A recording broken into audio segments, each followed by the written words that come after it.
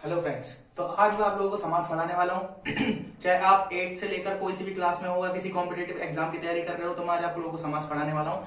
वहां से बाहर क्वेश्चन आपका नहीं जाएगा। अगर आपने मैं इस बोर्ड पे लिखूंगा जो जो उस चीज को ध्यान से एक बार भी समझ लिया उस वीडियो के अंदर, तो आपका वो क्वेश्चन वहां से बाहर नहीं जाएगा, इतनी मेरी गारंटी है। समझो, देखो समास मैं लिख रहा हूं, समास है ना। समास समास होते क्या है बेसिकली हम लोग क्या है, दो सेंटेंस या फिर दो वाक्य या फिर किसी दो सेंटेंस होता है ना, उसको जोड़ने के बाद में जो एक शब्द हमारे पास में निकला, मतलब कि वाक्य को छोटा करने का काम करता है समास। ठीक है, उसको हम लोग समास कहते हैं। ठीक है, यानी कि दो शब्दों के मेल को समास कहते हैं। ठीक है, दो शब्दों के मेल को, दो वाक्यों के मेल को समास कहते हैं। ठीक है, ये क्या करता है? हाँ, और समास के भेद कितने होते हैं? समास के 5 भेद होते हैं। ठीक है गाइस, दो शब्दों के मेल को या दो वाक्यों के मेल को समास कहते हैं। समास के कितने भेद होते हैं? समास के होते हैं टोटल 5 भेद। ठीक है, कौन कौन से भेद मैं भी आपके सामने लिख रहा हूं, और उन जो भेदों को मैं समझाऊंगा आपको बिल्कुल ध्यान से देखना है। उसके बाद आपका कोई भी समास से रिलेटेड क्वेश्चन हो, लिया ना कर लेना, सॉल्व गलत होएगा ही नहीं, इतनी मेरी गारंटी, लिख के ले लेना। ठीक है, यूट्यूब पे फुल चैलेंज है, कोई इससे बढ़िया समास पढ़ दे तो नाम बदल देना भाई साहब, अनसब्सक्राइब कर देना चैनल को, कोई दिक्कत नहीं है। देखो समास, भाई समास के कितने भेद होते हैं? समास के मैंने लिखा 5 भेद होते हैं। कौन कौन से होते हैं? पहला अव्ययी भाव समास। ठीक है, पहला भेद। दूसरा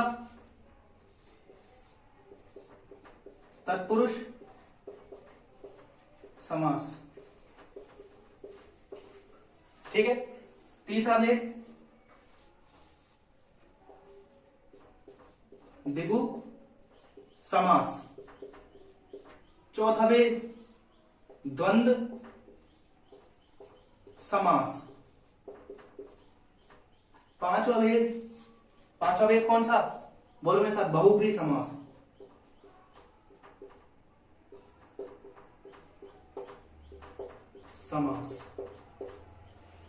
ठीक है, तो टोटल 5 भेद होते हैं। अव्ययभाव समास, तत्पुरुष समास, द्विगु समास, द्वंद्व समास, बहुव्रीहि समास। ठीक है, अव्ययभाव समास, तत्पुरुष समास, द्विगु समास, द्वंद्व समास और 5वां बहुव्रीहि समास। अब ये होते क्या है बेसिकली, मैं आपको साइड में समझा रहा हूं, उसको ध्यान से समझना। ठीक है, पहला पढ़ते हैं अपन अव्ययभाव समास। ठीक है, जिसका पहला पद अव्यय हो या फिर पहला पद प्रधान हो। देखो इसके बारे में पढ़ाता हूं मैं, ये पढ़ा रहा हूं मैं, अव्ययभाव समास है ना, जिसका पहला पद क्या हो? प्रधान हो, वह अव्ययी भाव समास कहलाता है। आया समझ में? अब देखो, और इसमें एक चीज और है, जो शब्द बार बार आए, पहचान है, ठीक है, बार बार आए। अब याद है, समझ में नहीं आया होगा, देखो मैं समझाता हूं।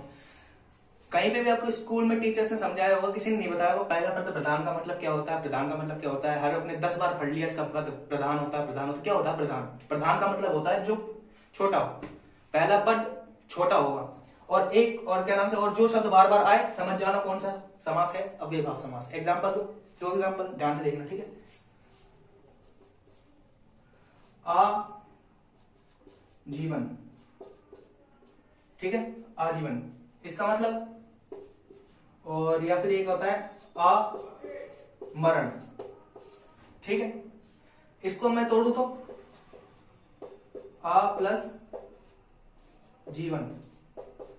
ठीक है, यानी कि पहला पद छोटा है ना, आ गया ना पहले पद में, ध्यान से देखो, यानी पहला पद प्रधान हो गया, छोटा हो गया, अव्यय आ गया, तो इसका मतलब कौन सा समास है? अव्ययभाव समास। और हाँ, मैंने एक चीज लिखी थी आपको इसमें कि हाँ खा गए, एक जो शब्द बार बार आए, बार बार आने का मतलब जैसे दिनों दिन, दिनों दिन, ठीक है। और बार बार, बार बार, इस तरीके के जो शब्द है ना, ये जब आते हैं तो समझ जाना है आपको कौन सा समास है, अव्यय भाव समास है। कोई डाउट है इसमें तो बताओ, है कोई डाउट? नहीं है ना। अव्यय भाव समास क्या होता है? जिनका पहला पद प्रधान होता है। प्रधान का मतलब ही क्या होता है? प्रधान, छोटा, ठीक है। जैसे कि आजीवन, आमरण, ठीक है। इस तरीके के जो शब्द होते हैं उनमें अव्यय भाव समास आता है। और वैसे, और अगर एक ही शब्द बार बार आपको नजर आ जाए, दो बार, इस तरीके से दिनों दिन, बार बार, रातों रात, इस तरीके से कोई भी शब्द हो तो समझ जाइए उसमें कौन सा समास है? अव्यय भाव समास है। कोई डाउट वाली इसमें बात है नहीं। अगर जब भी डाउट आ रहा है तो वीडियो दोबारा देख लेना, वैसे आएगा नहीं डाउट, ठीक है। नेक्स्ट है अपना तत्पुरुष समास। अब भाई तत्पुरुष समास के लिए आपको एक चीज पता होना बिल्कुल जरूरी है, और वो चीज क्या है? उसको कहते हैं हम लोग कारक। कारक चिन्ह होते हैं ना, इसमें कारक चिन्ह विभक्ति का लोप हो जाता है। जैसे कि ये मैं लिखता हूं तत्पुरुष के बारे में ना, इसमें जो कारक विभक्ति होती है ना, कारक या चिन्ह कह सकते हैं हम लोग, चिन्ह का लोप हो जाता है। इसका मतलब क्या है? कारक चिन्ह का लोप हो जाना। गाइस, कारक चिन्ह का लोप हो जाने का मतलब है, जैसे कि आप लोगों ने पढ़ा होगा, कर्ता ने कर्म को संप्रदान के लिए आपादान से संबंध का के की है हरे, इस तरीके से आप लोगों ने बहुत बार पढ़ा होगा, क्लासेस के अंदर ही पढ़ा होगा और हर जगह भी आप लोगों ने पढ़ा होगा। तो इसके अंदर क्या हो जाता है? कारक विभक्ति का लोप हो जाता है। कारक विभक्ति का लोप, जैसे कि मैं आपको दिखाता हूं, जैसे कि कारक विभक्ति का, इसमें मतलब जैसे कि के, कर्ता के कर्म, सॉरी को, ठीक है, के लिए, ठीक है, से, इस तरीके से ये जो है ना, ये शब्द आपको को, के लिए, से, इस तरीके के जो शब्द आपको नजर आ रहे हैं ना, इनका लोप हो जाएगा। जैसे कि मैं लिखता हूं उसके अंदर, कोई एग्जांपल दिखाता हूं आपको। हाँ, का भी हो जाएगा इसमें, ठीक है। जैसे राजा का पुत्र, तो मैं कारक विभक्ति का लोप कर दूंगा तो सीधा लिख दूंगा राजपुत्र, ठीक है, इस तरीके से, ठीक है। और ऐसे लिखता हूं मैं, यश प्राप्त, लिख दिया मैंने। अब मैंने इधर को भी लगा रखा है, कर्ता ने कर्म को, इस तरीके से, तो कौन सा है ये? यश प्राप्त, यानी यश को प्राप्त, इस तरीके से, है ना। तो ये आपको कारक चिन्ह का पता होना चाहिए। ये सभी को रटा रहता है यार, कर्ता ने कर्म को संप्रदान के लिए, इस तरीके से आपको 10 कारक कितनी बार रटवा दिया होगा लोगों ने, क्लासेस टीचर ने, समझा। हाँ, तो अपना है द्विगु समास को समझा रहे थे अपन, ठीक है। तो द्विगु समास का मतलब क्या होता है? द्विगु के अंदर आपको देखो दो आ रहा है। दो यानी क्या है? संख्या। दो एक प्रकार की संख्या, जैसे कि 1 2 3 4 5 ऐसे 10 100 तक सारी संख्या ही होती है, ठीक है। तो जितनी भी संख्या है, यहाँ पर आपको द्विगु, अगर आपको संख्यावाची कोई भी शब्द दिखाई देना तो उसका आंसर द्विगु समास होगा। लेकिन इसके अंदर भी एक्सेप्शन है, वो मैं आपको बहुरी समास जब आएगा जब समझाऊंगा। अभी तो आप जितना समझा रहे हो उसको समझो। इसमें क्या है, अगर आप कोई भी संख्यावाची शब्द दिख जाए तो समझ जाओ क्या है वो द्विगु समास है। जैसे चौराहा, 4 राहु का समूह, पंचवटी, ठीक है, 5 वृक्षों का समूह, ठीक है, पंचवटी हो गया, ठीक है। इस तरीके से और भी बहुत से शब्द है जिसमें आपको अगर नजर आ जाए ना, क्या नजर आ जाए कि अगर आपको संख्या नजर आ जाए, संख्या वगैरह, तो समझ जाना क्या है वो द्विगु समास है। आया समझ में? यहां तक समझ में आया होगा वो। और लास्ट, और अपना सॉरी अभी जो चौथे नंबर का है, कौन सा? द्वंद्व समास। तो द्वंद्व समास को समझा लेते हैं अपन। द्वंद्व समास के अंदर एक, अगर आपने महाभारत और जैसे गीता वगैरह के बारे में कुछ पढ़ा है, देखा है, सुना है, तो उसके अंदर आप लोगों ने एक डायलॉग काफी फेमस है, कृष्ण जी का कई नाटक वगैरह में बोला जाता है। कौन सा डायलॉग है बताओ, आप एक बार कमेंट करके बताओ, पता हो तो आपको। वो डायलॉग क्या है मैं बताता हूँ। वो डायलॉग क्या है कि समासों में मैं द्वंद्व समास हूं, यानी कि समासों में द्वंद्व समास। इसका मतलब क्या है? द्वंद्व समास पढ़ा होगा जब तो पता होगा द्वंद्व समास क्या है। जो मैं बताता हूँ द्वंद्व समास क्या है। देखो, द्वंद्व समास, इसका मतलब क्या होता है? द्वंद्व समास का मतलब होता है कि दोनों पद प्रधान हो पर अपोजिट हो। आया समझ में? मतलब एक दूसरे का विलोम भी हो पर दोनों पद अपनी अपनी जगह प्रधान हो। जैसे मैं लिखूं तो क्या क्या लिखूं? माता पिता। अब मैंने लिख दिया माता पिता। गाइस माता क्या है, फीमेल है और पिता मेल है। पर क्या अपनी जगह दोनों का मतलब है तो दोनों अपोजिट, पर अपने अपनी जगह दोनों का महत्व है कि नहीं है। माता का अपनी जगह महत्व, पिता का अपनी जगह महत्व है कि नहीं। यानी दोनों क्या है, एक दूसरे के मतलब समांतर है, दोनों मतलब अपोजिट होकर भी समान है, इसलिए कहते हैं समासों में द्वंद्व समासों भगवान कृष्ण भी कहते हैं। ठीक है, तो माता पिता, और ऐसे में लिख दूं भाई बहन।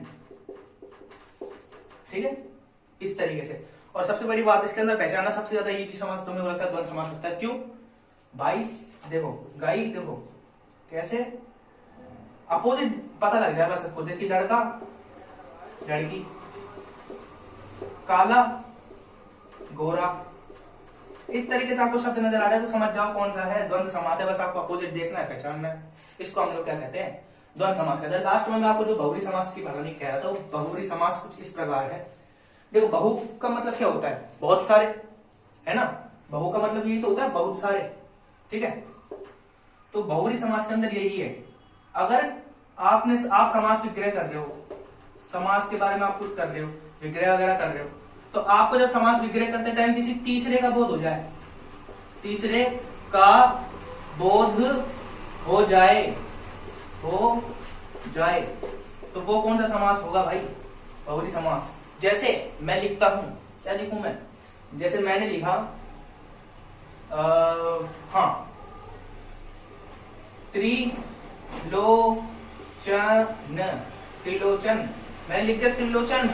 त्रिलोचन का मतलब समझ रहे हो, त्रि मतलब तीन, लोचन मतलब आंख।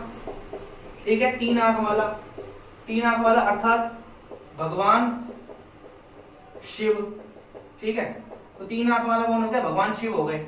लेकिन अब इस चीज में आप कंफ्यूजन, एग्जामिनर इसी को सबसे ज्यादा देता है। क्यों कंफ्यूजन करने के लिए क्रिएट, क्यों द्विगु समास में हमने पढ़ा था कि अगर हमको कोई भी संख्यावाची शब्द दिख जाए, इसमें संख्या नजर आ रही है, इसमें तीन नजर आ रही है त्रिलोचन के अंदर, तो हम लोग उसको द्विगु समास में लगाएंगे। लेकिन ऐसा नहीं, बहुरी समास का मतलब यही है कि आपको मैंने कोई शब्द बोला और आप उसका मतलब समझ गए क्या, कि हाँ भाई इसको किसी तीसरे का बोध नहीं कर रहा है। अगर मैंने बोला कि त्रिलोचन, तो त्रिलोचन तो गाइस एक ही शब्द है, त्रिलोचन यानी कि तीन आंख वाला या त्रिनयन, इस तरीके से।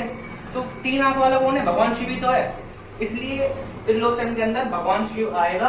ठीक है, ना कि ये मतलब, तो त्रिलोचन का मतलब भगवान शिव होता है, नहीं कि इसके अंदर कौन सा समास आएगा, बहुरी समास आएगा, ना कि कौन सा समास, द्विगु समास।